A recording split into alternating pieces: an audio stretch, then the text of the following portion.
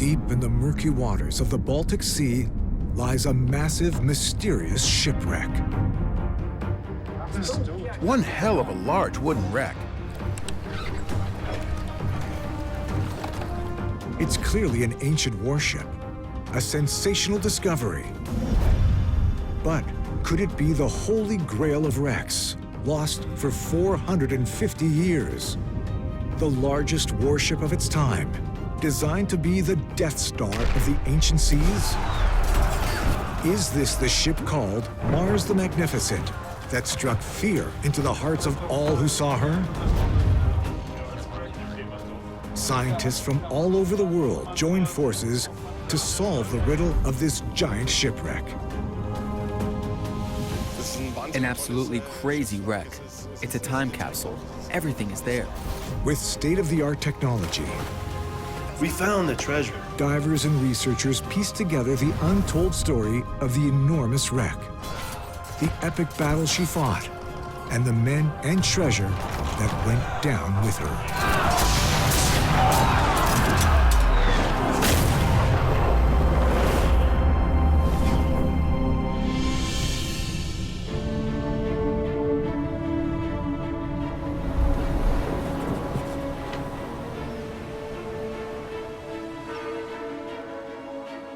(1564). A man named Svader Hoyer, a chaplain in a city in what is now northern Germany, is terrified for his home of Lübeck. Our stern Lord has showed me the future, and it is dark. Our enemies have built a ship larger than our cathedral. This colossus of the seas throws cannonballs, fire, and death over great distances. Has the Lord finally abandoned us? Lübeck's enemies were the Swedes, specifically a young king with his eyes on empire. To create that empire, Eric XIV needed to control the Baltic Sea and its rich trade routes. Between him and his ambition lay an ancient coalition of Baltic merchant cities like Lübeck, called the Hanseatic League, who jealously protected those routes. And to smash the League, Eric built the war machine that horrified the priest of Lübeck, who would be one of the few eyewitnesses to the legendary battle to come. But Chaplain Hoyer's account does little to dispel the mysteries and myths that have grown up around one of the most celebrated sea battles in history, and the ship that was lost for 450 years. Now, a remarkable expedition hopes to replace the myths and tales with facts. It's a dive straight into a little-known piece of history. And if this turns out to be what they're looking for, it is the discovery of a lifetime.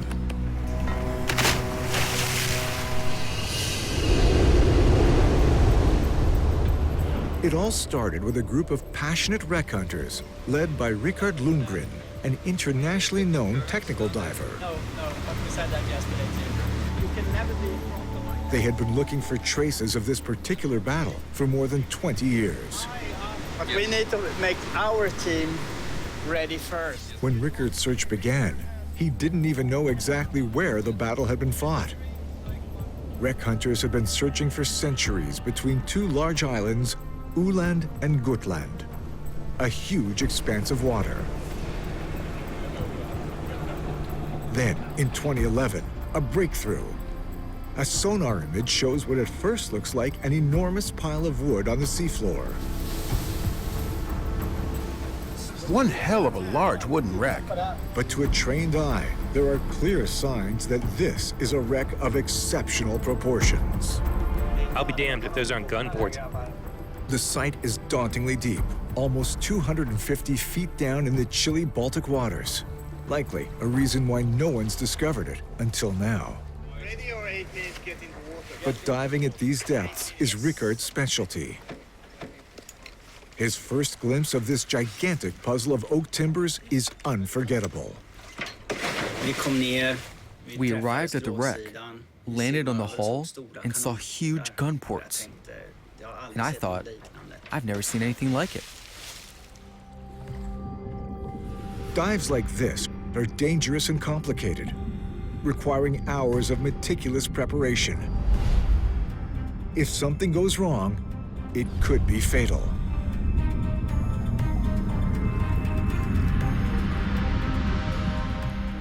History records that in these same waters, at least 2 large ships were lost in battle. Could this wreck be one of them?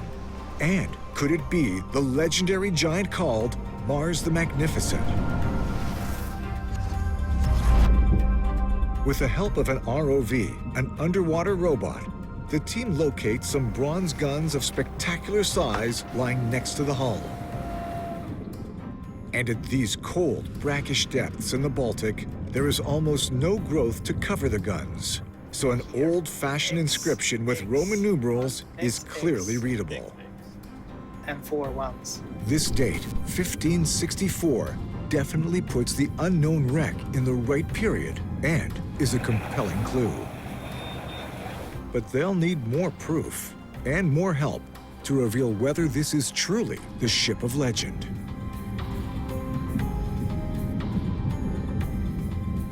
Rikard contacts one of the leading experts on Baltic sea wrecks, maritime archaeologist Johan Rönnby. He has his doubts.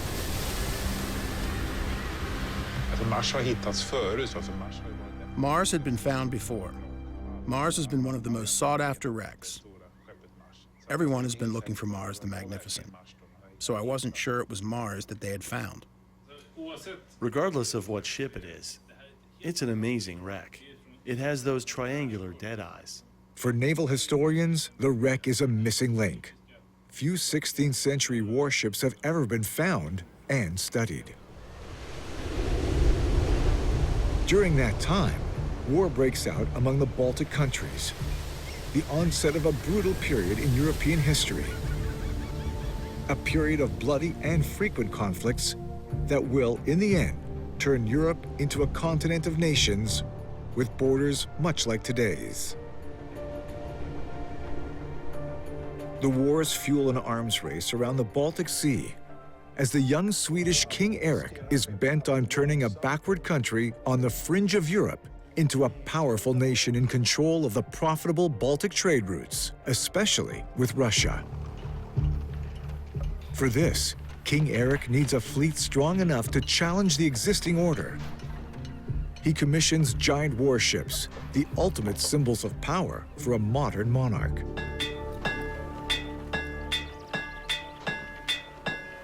But his quest will not go unchallenged. The city of Lübeck, the hub of a powerful union of coastal cities around the Baltic, teams up with Denmark, the country that controls the inlet to the sea. Denmark and Lübeck dispatch a joint fleet into Swedish waters to put an end to Eric's grand plans. In 1564, the 2 fleets collide in a horrendous 2-day battle between the largest ships of the time. This is considered the first modern naval battle, a battle that shaped naval warfare for centuries, a battle that resounded all over Europe.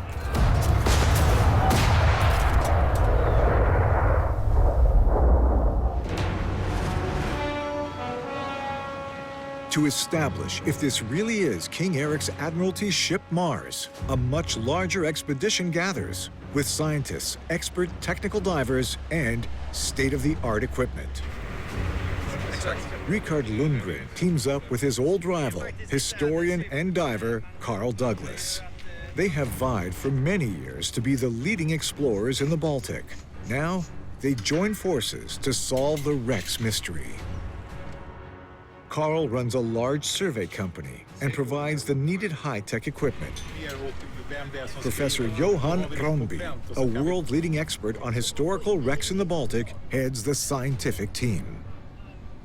One of them is maritime archaeologist Niklas Eriksson, a master of piecing together wreck puzzles. His mission is to reconstruct the real ship out of the debris that is left on the wreck site. working at the wreck's formidable depth will be challenging, so an elite team of highly experienced divers joins the expedition. They'll need to breathe a special mixture of helium, nitrogen, and oxygen. Half an hour of work at this depth is equal to a full strenuous workday on land.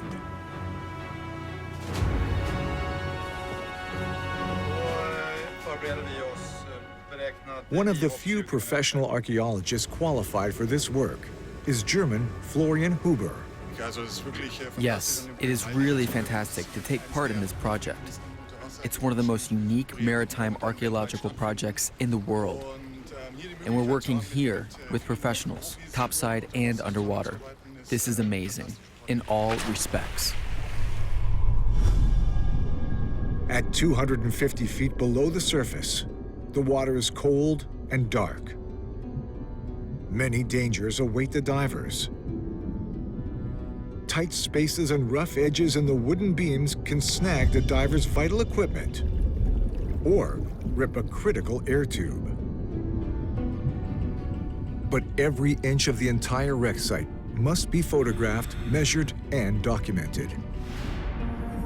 Not just from the outside, but also the inside. That's the really dangerous area. Definitely not the place to get stuck with low air supply. Another possible clue to the wreck's identity: its size. Mars is supposed to be the largest ship of its time. But unfortunately, there are no reliable contemporary images or descriptions. For Niklas Eriksson, the only historical evidence is more legend than fact. There is a period chronicle from Lubeck stating that Mars was 10 feet longer than the cathedral. But that's basically just speculation.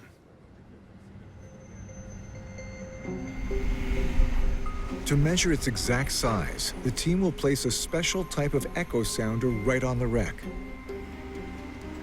Developed for offshore drilling, this is the first time it'll be used for maritime archaeology.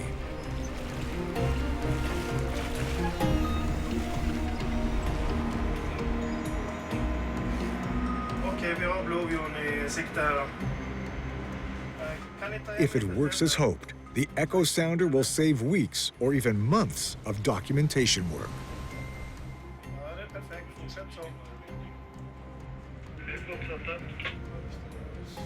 The echo sounder imagery and photographs from the divers will together give a detailed and exact depiction of the wreck site.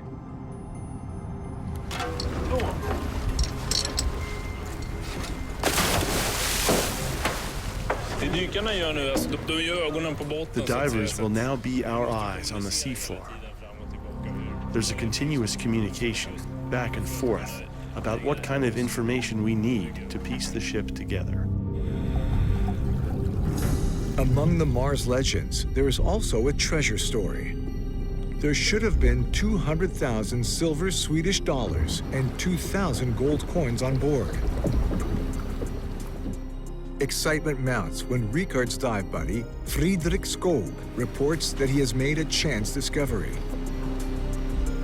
Combined with the rare guns, this last piece of evidence will identify the wreck with 100% certainty.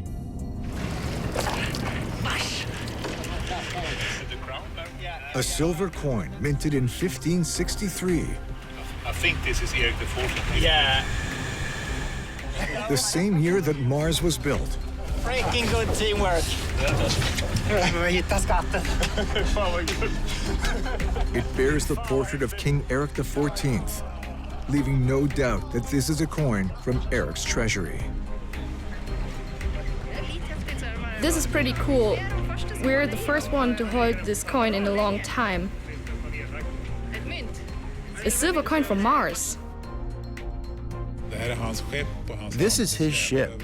His spirit looms over this vessel with the guns carrying his coat of arms and a coin with his image. There can be no other ship of this size built in this way with all these guns. This is Mars. On the reverse side of the coin, the royal emblem and the king's motto, God gives to whomever he chooses. So far, the high point of the expedition. This new discovery is also sensational enough for Sweden's current king, Carl Gustaf, to join the expedition ship. He wants to be one of the first to see the portrait of his 16th century predecessor on this rare 450-year-old coin.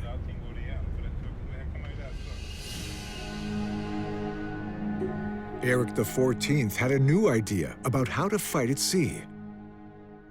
Up to this time, battles were mainly fought through boarding and fighting on deck. From now on, he decided to let the guns do the job from a distance. He ordered his new ship to have more cannons on board than any other ship before. Eric's vision that large, stable ships could carry more artillery would change the rules of engagement at sea. There would be less hand-to-hand battle. The enemy could be defeated from a safe distance.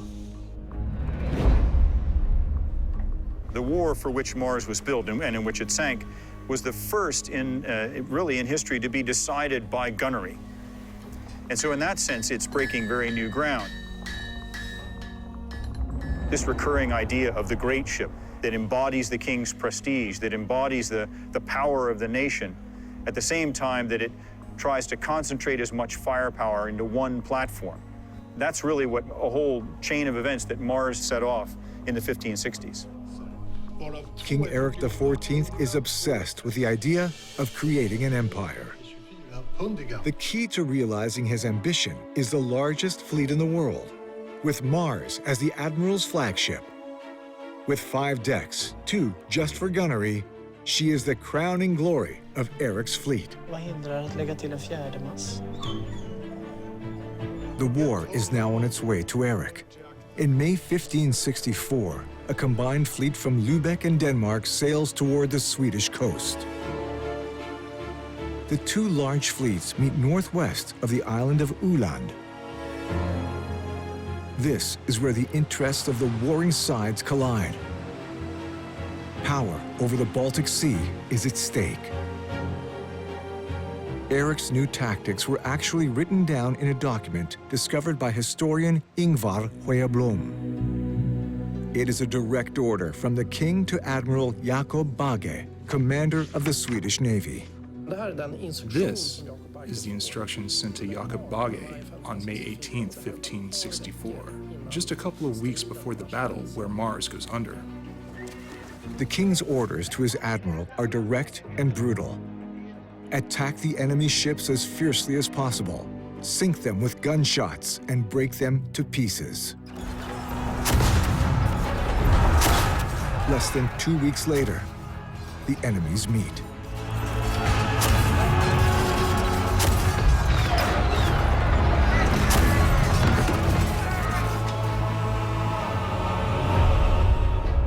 Svedar Hoyer, the chaplain from Lübeck, is on board the opposing admiral's ship when the Swedish fleet arrives. The ship they called Mars, Makalös, cast a somber shadow over our whole fleet. And from inside this evil shadow came cannonballs and flames, as if the gates of hell had opened before us. Contemporary reports on both sides record that King Eric's new tactics were successful, and one of Lübeck's largest ships, the Long Bark, was reportedly sunk by a gunshot. If so, this is the first recorded example of a ship being sunk by artillery in a naval battle, a tipping point in the history of naval warfare. But there are those today who doubt that Eric's artillery really could have done the job.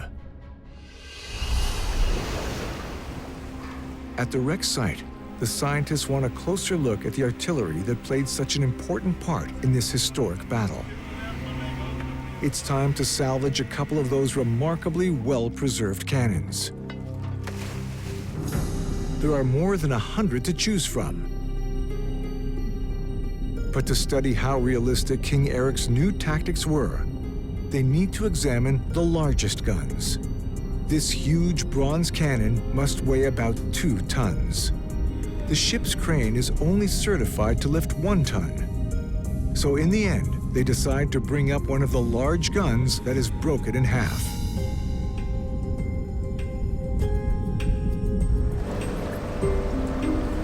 After 450 years on the bottom of the sea, King Eric's cannon sees daylight again.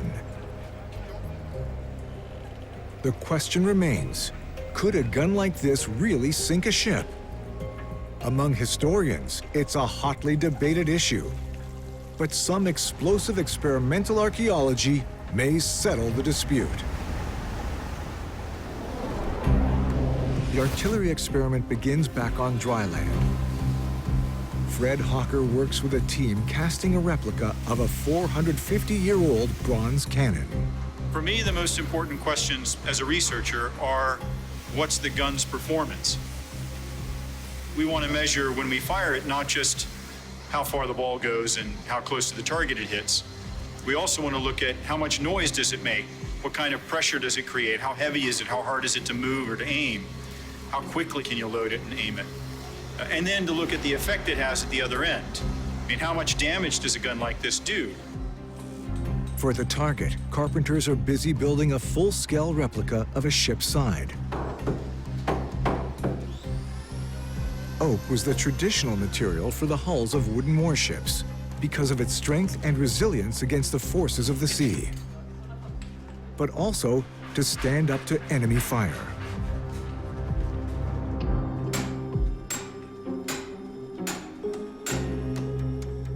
The gun replica is mounted on a carriage similar to those that were on the gun decks of a large sailing ship. The target ship's side is placed at various distances, from 50 to over 100 yards. High-speed cameras will record the impact of the gunshots on the oak timbers.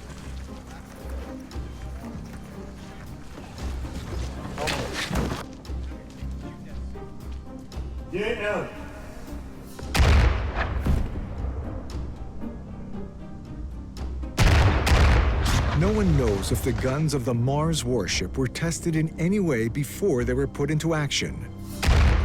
But it turns out that King Eric's strategy is correct. You can sink a ship, even with a single cannon shot, if it hits near the waterline.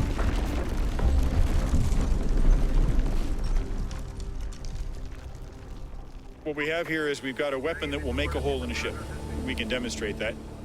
His philosophy, he was ahead of his time in that regard, in that he saw, or the ships that he built were pointing towards a future that was still 50 years away.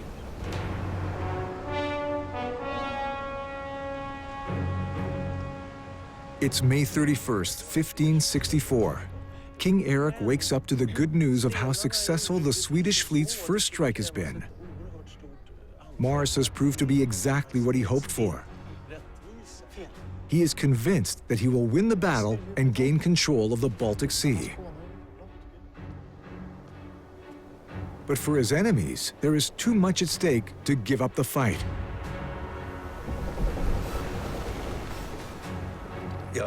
Lübeck made enormous efforts to win this war in order to regain access to trade with Russia. Enormous military and financial efforts. It makes you understand how vital this campaign was for the merchants of Lübeck.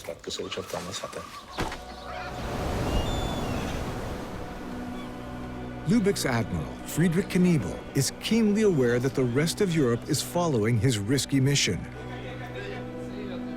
He has no other option than to continue the fight against the colossal warship. The battle resumes early in the morning.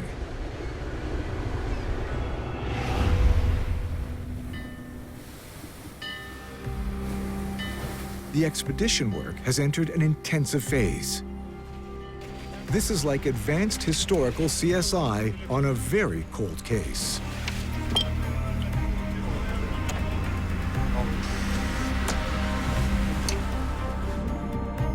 The wreck site is chaotic. charred oak timbers, some of the guns cracked from heat. Everything bears witness to an exceptionally brutal battle with a violent ending. But what really happened to King Eric's proud man of war? The divers spend long and exhausting days trying to cover as much as possible of the wreck site. The water temperature at the bottom is 39 degrees Fahrenheit, and there is no sunlight. Even so, they succeed in taking more than 400 still images of the wreck per day. The images will be stitched together, creating an overview of the entire wreck. The final composite will include every detail on the seafloor: cannons, coins, timbers, and iron.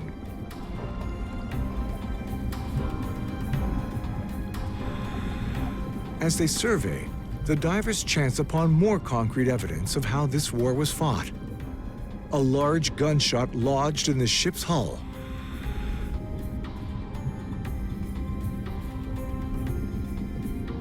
It is a stone cannonball about 4 inches in diameter, shot from one of the ships from Denmark or Lübeck.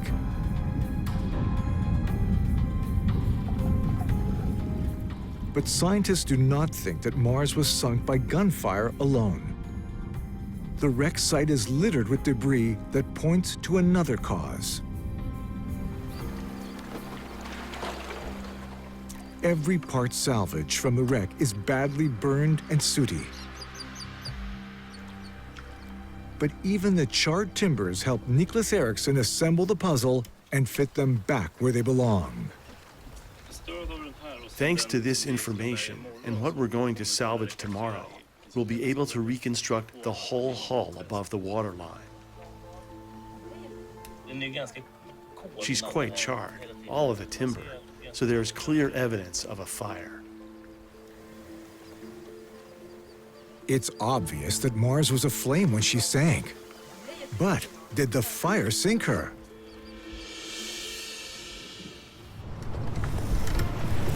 Day 2 of the battle. Heartened by the first day's success, some 700 Swedes are now packed together on board Mars, waiting for the battle to resume. The men are young, some in their early teens, many with little training. The Swedish Navy doesn't have the best reputation for seamanship. And in the morning, the battle conditions have changed. There is a strong northerly wind, and the Swedish fleet is scattered. The wind has driven some ships miles away from the Admiralty ship Mars. The normal strategy during naval warfare is to wait until the fleet is gathered. But this time, the commander of Mars, Jakob Bagge, decides to engage the enemy almost alone. What now awaits the crew is utter hell, with nowhere to run. Aboard a salvaged later ship, the Vasa, Fred Hawker imagines the scene. It was crowded, dark, and noisy down here in battle. Each one of these gun ports had a cannon at it that weighed 1.5 tons, with a crew of 8 men sweating in the dark, hauling it up into battery, firing it, loading it, cleaning it, loading it, aiming it, trying to time the fire to the roll of the ship so they could hit the target with a gun that wasn't all that accurate and didn't have all of that much penetrating power compared to what we think of today. In addition to being a working space in battle, this is also the primary living accommodation for the crew. Those same 8 men who served the gun lived in the space next to it, between that gun and the next one. They ate their meals there. They slept on the deck. They kept their few possessions there, maybe in a chest or a bag or a barrel. But they lived completely differently from the ship's officers. Ship's officers had their own cabin. The admiral stayed in the great cabin, which was fitted out like a room in the palace. It was a space that could show off the power and glory of the country.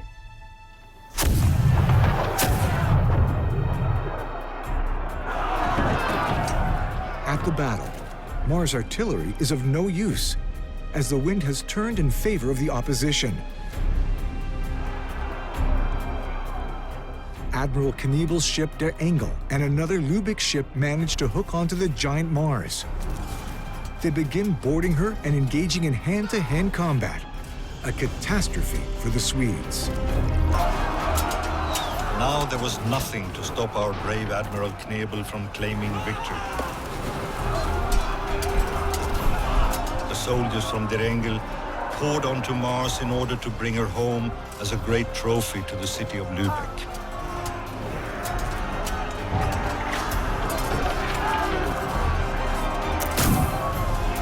But instead of giving up in defeat, Mars ended her evil life by taking hundreds of men with her to the bottom of the sea.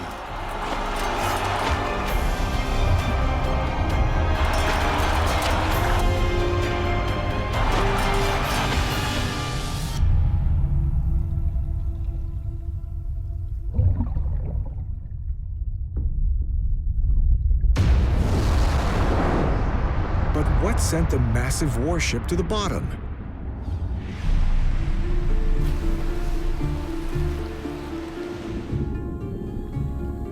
Searching for answers, the divers continue their workdays scouring the wreck for more clues.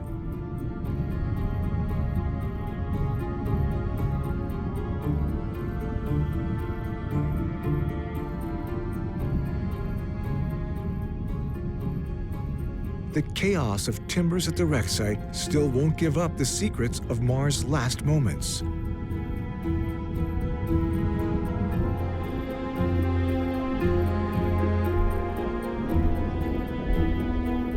But help comes from an unexpected direction. The last critical clue won't come from these chilly depths.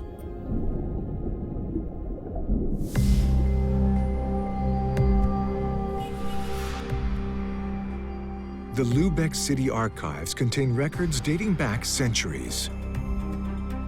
During a recent restoration, historians uncovered a lost document hidden among the many binders.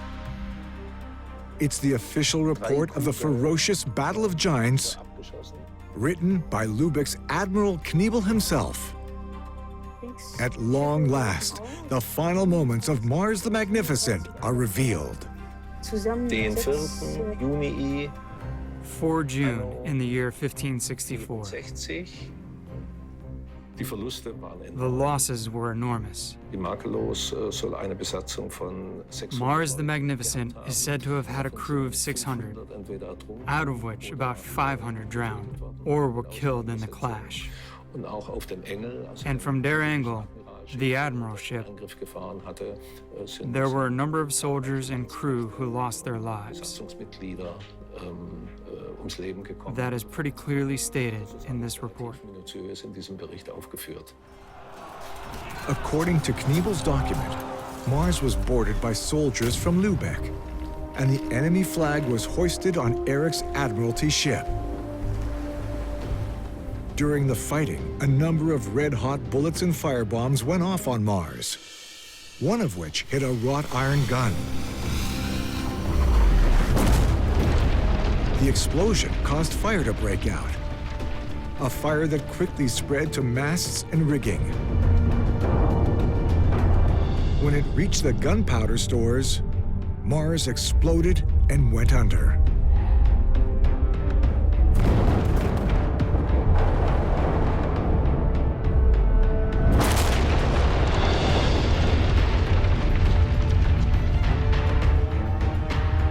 For the team diving on the massive ship, it's more than just a wreck site. It's a graveyard.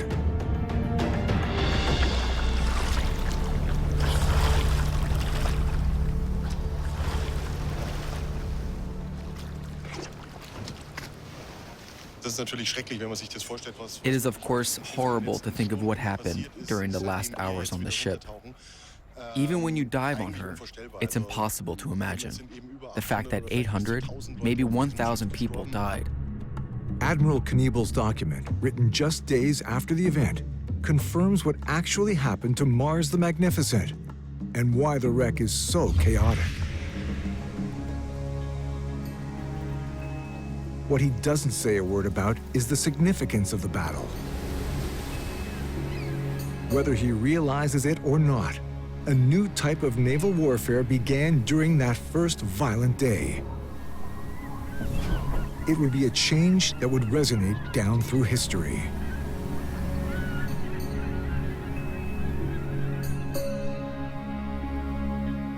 After the battle, the combined Danish Lübeck fleet heads for the nearest Hansa city, Visby, on the island of Gotland to celebrate the triumph. The Swedish admiral Jakob Bagge, taken prisoner before Mars blew up, is now transported to a small island near Visby. He is treated to food and wine, as befits a nobleman, but he is also humiliated. Jakob Bagge is forced to give a toast to the King of Denmark, and he will end up spending 7 years in a Danish prison. Though Denmark and Lübeck have won the first battle, the war for control of the Baltic has just begun.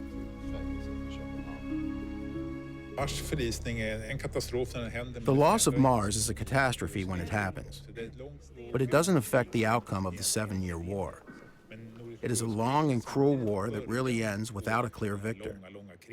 But it is also the beginning of a long, long period of war that extends through the whole 17th century and into the 18th, when Sweden is practically at war all the time. And a period when new fleets and new large ships are built to sail the Baltic Sea. So Mars and the 7-year war are just the opening act of this long wartime that we often call our Great Power Era. The victory over Mars causes wild celebration when the heroes of the epic battle return to their home city. Admiral Kniebel and his men know that their deeds will be remembered as one of the great moments in naval history.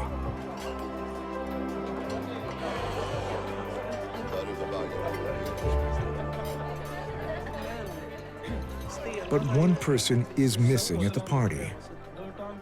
Admiral Kniebel's chaplain, Svedar Hoyer, is severely ill and will die shortly after the battle. In one of his last writings, he warns that Mars was just the opening salvo. In the Lord's year of 1564, we have once again been saved by the firmness of our faith, but I fear that our celebrations are in vain. There's worse to come for my brethren and the children of our fine city. As a memento to the citizens, never to forget this event, I've ordered an epitaph of the monstrous ship we defeated to be placed in my church.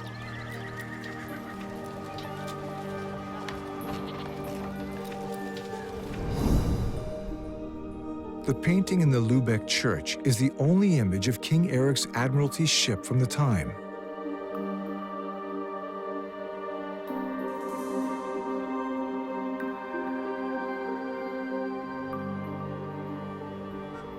Svedar Hoyer's image of King Eric's superweapon may be from the period, but it is lacking in detail, to say the least. So 2 last mysteries remain. How big was Mars the Magnificent? And what did she really look like?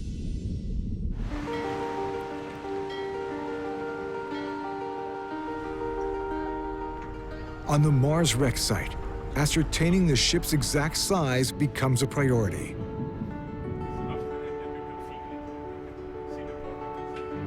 In a complex maneuver, the echo sounder is placed right on the Mars hull. From there, it will measure the entire wreck with centimeter precision, outside and inside. The operation is closely monitored from the ship's control center via a robot on an umbilical cord. One diver has the delicate task of turning the echo sounder upside down and squeezing it into one of the gun ports. This is high-tech archaeology with a bit of high-tech diving.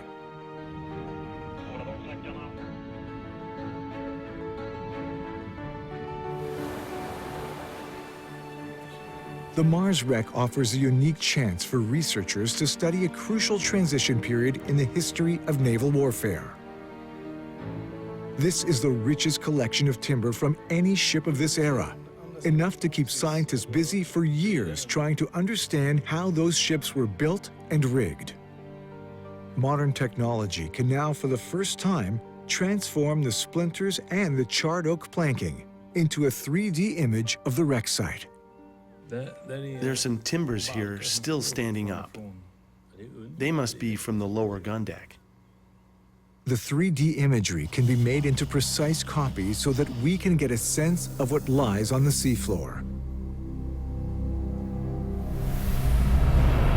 But most of what we see on this photo mosaic, made up of more than 600 photos, will stay 250 feet below the surface. For the more than 800 souls who lost their lives on this shipwreck, their remains will stay here too, preserved among the scattered timbers and cannons.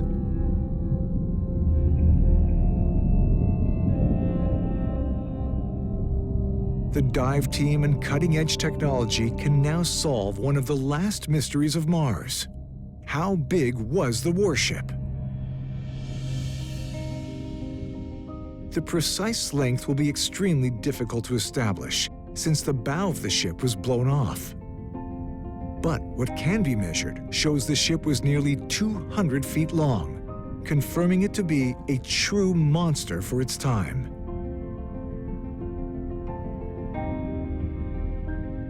But beyond its size, Mars' massive and powerful armament set a new standard for warship building that reverberates to this day.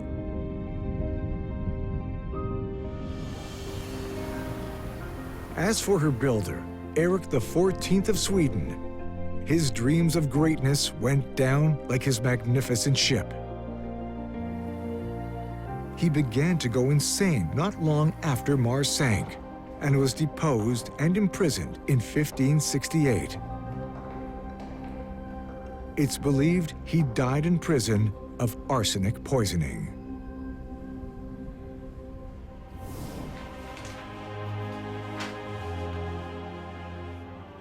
"450 years after Erik's prize ship sank, Nicholas Eriksson is still finishing the whole puzzle. Every detail, every plank found on the wreck site, everything that has been documented and measured works towards understanding what Mars looked like. What comes out 4.5 centuries later shows the colossal warship as she could have been.